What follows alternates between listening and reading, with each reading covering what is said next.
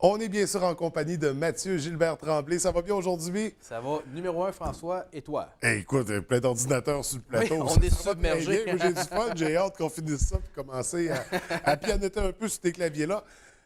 Je présume qu'on parle d'ordinateur portable. De quoi on parle plus précisément? Oui, bien en fait, comme tu sais, de nos jours, c'est très difficile de se passer de l'informatique. Oui. Le format d'ordinateur qui est le plus populaire de nos jours, c'est assurément l'ordinateur portable. Et puis, le temps des fêtes s'en vient. C'est toujours des cadeaux très, très, très populaires au sein des familles. Donc, dans le fond, aujourd'hui, je suis venu donner quelques trucs. Je suis venu présenter des produits, mais je suis venu aussi donner des trucs.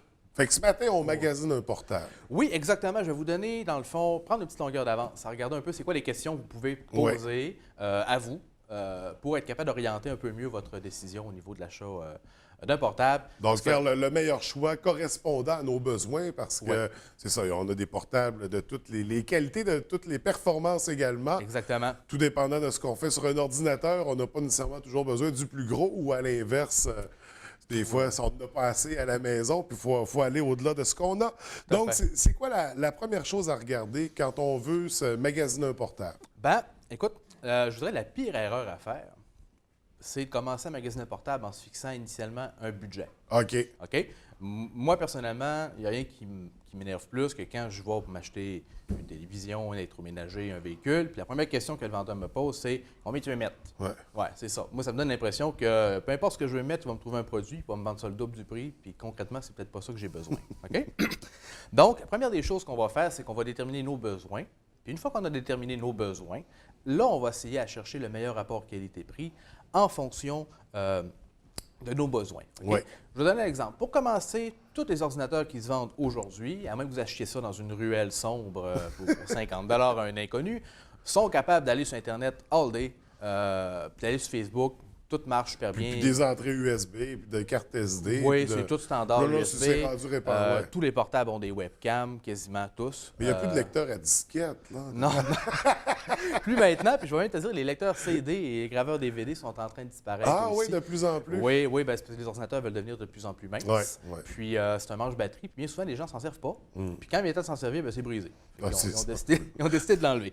Donc, la première question qu'il faut se poser, c'est qu'est-ce que je veux faire avec l'ordinateur? La plupart des gens, Internet, Facebook, aller voir des recettes sur Internet, YouTube, c'est parfait. Donc, ça, c'est les besoins de base. Les besoins de base, mais ça... Du traitement de texte. C'est ça, exactement. Tous les ordinateurs vont être en mesure de gérer ça. La grosse question, c'est est-ce que vous faites soit du jeu?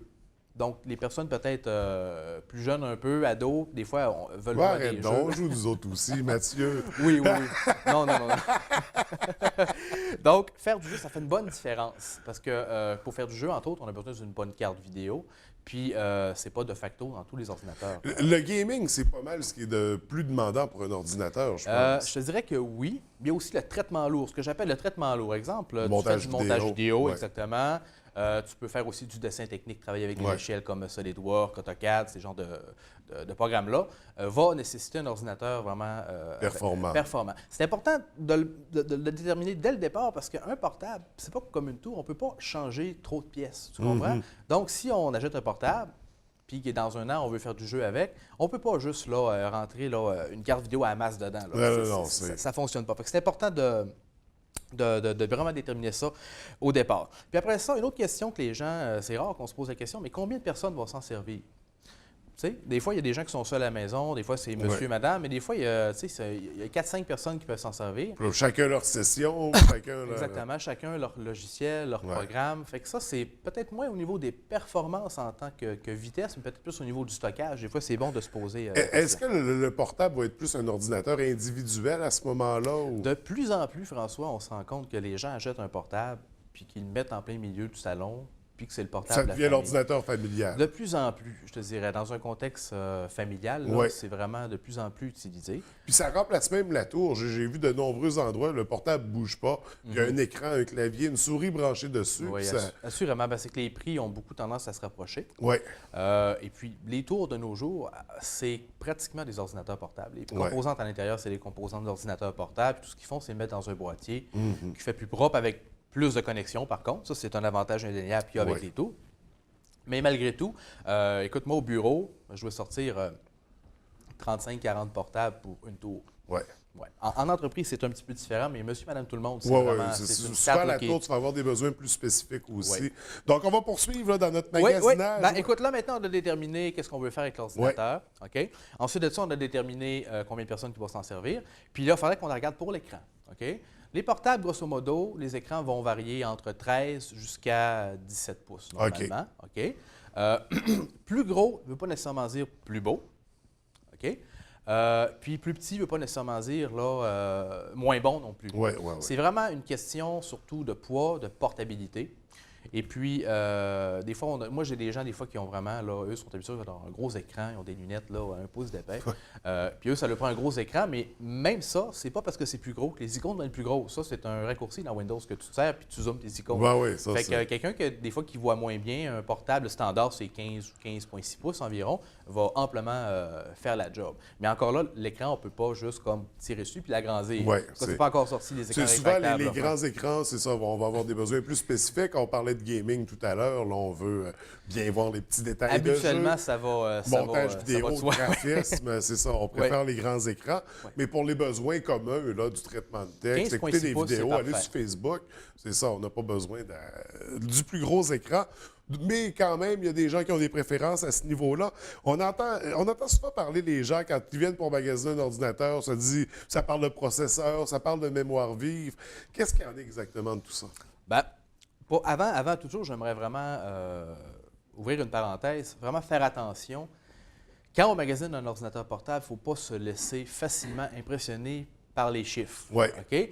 C'est sûr qu'il y a des points de référence quand même, mais avec le temps, l'informatique s'est tellement complexifiée puis diversifiée qu'il y a des chiffres qui, il y a là, 15 ans, étaient pertinents, mais que maintenant, Puis aujourd'hui, ils sont juste plus. impressionnants. C'est ça. Là, je vais te donner un exemple à l'écran. Ce qu'on va voir affiché, c'est 2 modèles de cartes vidéo. OK? Donc, la première carte vidéo, si on suit ou non, la Radeon R9 290, c'est une carte, ça va peut-être après une dizaine d'années, c'est un vieux modèle. Tandis que la carte Radeon 9200 Pro, mais ça, c'est vraiment un gros modèle 9200 pour les professionnels. Mais pourtant, si on va à la prochaine image, on va se rendre compte que si on se fie juste au nom, on se fait un petit peu avoir. Parce que la R9 290, c'est une carte qui est cotée quasiment 5e au monde, qui vaut à peu près 349 $. Tandis que la Radeon 9200 Pro, c'est une carte qui a environ 13 ans, puis elle vaut à peu près 7 $, puis à ce prix-là, tu te fais peut-être avoir. Non, puis quand on regarde juste le nom, on a l'impression que c'est Ouais. l'inverse. Hein? C'est ça. Donc, c'est un exemple un peu banal, mais concrètement, c'est vrai pour un paquet de facteurs. C'est tiré par les cheveux, mais je vais te donner un exemple. Les gens viennent souvent me voir. Puis, il y a des ordinateurs qui ont, exemple, 4 gigaoctets de mémoire vive, Ouais. puis un ordinateur qui a 8 gigaoctets de mémoire vive à côté. Puis là, ils en déduisent que mathématiquement, l'ordinateur est forcément deux fois plus vite. Ouais. Alors que c'est pas vraiment ça. La mémoire vive, ça a un autre rôle dans l'ordinateur. Ça a un rôle sur la vitesse, mais c'est minime la vitesse. Ça revient un peu à dire qu'un véhicule qui a 2 portes versus un véhicule qui a 4 portes est forcément plus rapide. Oui, Ouais. les chars sport ont habituellement 2 portes, mais ça ne veut pas nécessairement dire que ça va 2 fois plus rapide parce que tu as 4 portes, puis ça va 2 fois, tu comprends un peu ce que je veux dire. Donc, il faut faire attention à ces genres de choses-là. Ça, c'est le côté un peu plus technique. C'est là que les gens ont peur habituellement de se faire arnaquer. C'est que quelqu'un qui fait juste se contenter de lire une boîte avec le client, le client va être un petit peu mélangé parce qu'il ne comprendra pas pourquoi est-ce que... Si je vais donner un autre exemple, les processeurs, par exemple. Bon, maintenant, tu sais qu'il y a des processeurs à 2 cœurs, à 4 cœurs, à 6, ça va jusqu'à 12 cœurs maintenant, les processeurs. Il y a un ordinateur qui a, exemple, 2 cœurs, mais qui sont à 3 GHz, par exemple, va pas nécessairement être plus puissant qu'un ordinateur qui a 4 cœurs, mais qui sont, par exemple, à 2.6 ou à 2.4. Tu comprends? Donc, si on suit juste à ce chiffre-là, ça peut donner l'impression que le processeur est plus puissant, mais qu'en réalité, ce n'est pas le cas sur le plancher. Puis là, on ne parle pas de la fréquence de bus, on ne parle pas de la fréquence de l'horloge interne. C'est toutes des choses techniques qu'on ne voit pas sur les spécifications techniques, mais des spécialistes comme nous, on est en mesure de connaître. Diriger, oui, c'est ça, exactement. Parce que vous êtes vraiment là pour conseiller les gens et vous assurer qu'ils ne tombent pas dans les pièges habituels. Là. C'est ça. Nous, en fait, ce qu'on essaie de faire, c'est ça. Parce que les gens me disent que je suis un vendeur, mais avant tout, je suis un conseiller. Oui. OK? Parce que... De toute façon, on ne veut pas mal diriger un client puis qu'après ça, ils ne reviennent plus. On veut créer une habitude. Non, aussi. c'est ça, exactement, tout à fait. Puis c'est vraiment pas dans notre intérêt de le faire. Puis j'ai jamais fait ça. Puis c'est pour ça que les gens que je rencontre, moi, j'essaie de les conseiller le mieux possible. Nous, au bureau, ce qu'on a essayé de faire, c'est mettre ça le plus clair possible. Donc vraiment, on se tient des catégories, des gammes de produits très, je te dirais, très, très précises. On Ouais. connaît bien nos produits, puis on sait vraiment dans quelle braquette lesquels les produits vont se situer. Donc, la personne va nous dire rapidement qu'est-ce qu'elle a besoin de faire, puis déjà, on va être capable de l'orienter vers, disons, 2 ou 3 solutions qui vont leur convenir. Oui, oui. Ouais. Donc, on a parlé des pièges dans lesquels, les pièges à éviter, général, j'imagine qu'il y en a quelques autres, mais vous êtes là pour rassurer les gens. Je voulais savoir, c'est quoi la meilleure façon, le meilleur moyen de ne pas se faire avoir, là, justement, outre le conseiller? Est-ce qu'il y a des sites Internet, est-ce qu'il y a des endroits où on peut faire des recherches, des références? Bien, il existe des sites. Il n'existe pas de sites, a priori, qui vont comparer, mettons, les ordinateurs. Bien, il doit sûrement y en avoir, mais il n'y a pas de sites qui vont comparer des ordinateurs vraiment au complet parce qu'il y a beaucoup trop de facteurs à prendre en considération. C'est pas ce que je vais dire, mais magasiner un ordinateur, c'est un achat qui est complexe, que tu ne peux pas juste comparer là, des 20 modèles de portables parce qu'ils vont toujours avoir une différence. Puis c'est un outil qu'on va probablement avoir pour les 4, 5, les 6 prochaines années. Ouais. C'est ça, à peu près sur 4 ans, 4-5 ans qu'on renouvelle un ordinateur. Nous, il y a certains modèles qu'on est capable d'offrir un petit peu plus longtemps, surtout dans mes gammes. Une dizaine d'années. Une dizaine d'années, c'est un petit peu tiré, un petit peu fort, là, mais je te dirais un 5, 6, 7 ans, là, on est capable de viser ça. Je te dirais que le mieux, c'est que les gens viennent nous voir directement en magasin. OK? Nous, ça va nous faire plaisir de les conseiller. Comme je mentionnais, on a une gamme de produits vraiment variée. Oui. Là, j'ai apporté juste quelques modèles de portables. Et là, on fait une petite présentation rapide, mais très rapide, parce que là, on fait plein de signes de doigts. Écoute, le modèle qui est là-bas à 415 $, c'est mon gros vendeur pour monsieur, madame, tout le monde. C'est le modèle de base. Oui, c'est le modèle de base, mais malgré tout, la qualité de fabrication est surprenante. Oui, puis quand même un bon format d'écran. Processeur à 2 cœurs à l'intérieur, 8 GB de mémoire, un bon disque dur, petit guidou. La plupart des gens qui viennent me voir partent avec ce modèle-là. Super intéressant. Oui, OK? Ça, on se transpose du côté peut-être plus business un petit peu.